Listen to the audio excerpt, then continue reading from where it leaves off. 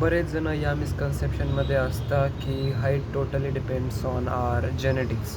आपले लुक्स आपल्या जेनेटिक्सवरती बऱ्याच लेवलवरती डिपेंड असतात. आपले जे काही हेअर क्वालिटी आहे, जे काही आपली height, body structure, brain development, each and everything related to our body are totally dependent on genes. And आपण असं म्हणून आपण कारणं देतो की यार नाही, माझी हाईट छोटीच राहणार आहे, मी माझ्या जीन्सवरती अवलंबून आहे, माझे मम्मी पप्पा बघितले का तू किती छोटे वगैरे वगैरे.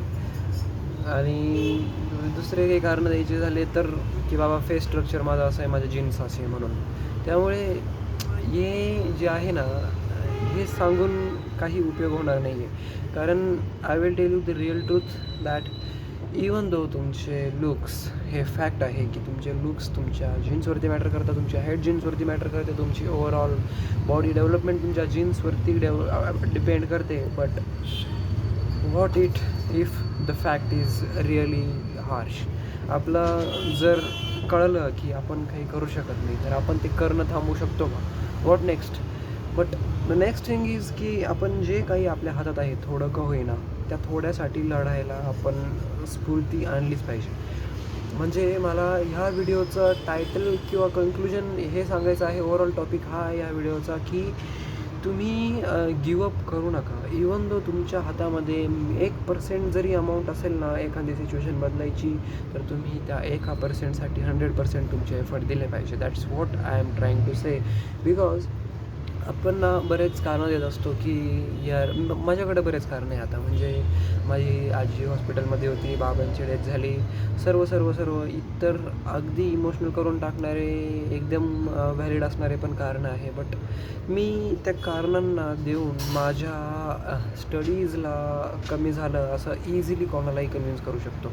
But the real truth is की जे काही माझ्या हातामध्ये टाईम आहे, जो आहे 2-4 महिना का होईना, तो मी जर चांगल्या प्रकारे युटिलाइज केला की आय नो मी 100% नाही पण 90% तरी सक्सेस व्हायचे माझे रेट आहे. आणि त्या 90% सक्सेस व्हायच्या रेटसाठी मी 100% एफर्ट टाकले पाहिजे.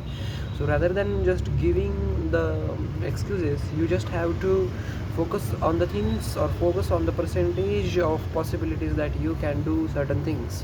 That's all. मला ह्या व्हिडिओमध्ये एवढंच म्हणायचं होतं. आणि तुम्हाला समजलं असेल मे बी और मे बी नॉट की तुम्ही जी छोटी 1% जरी तुम्ही चेंज करू शकता ना तुमच्या फेस स्ट्रक्चरमध्ये, हाईटमध्ये, या सर्व गोष्टींमध्ये अप्लाय होतं.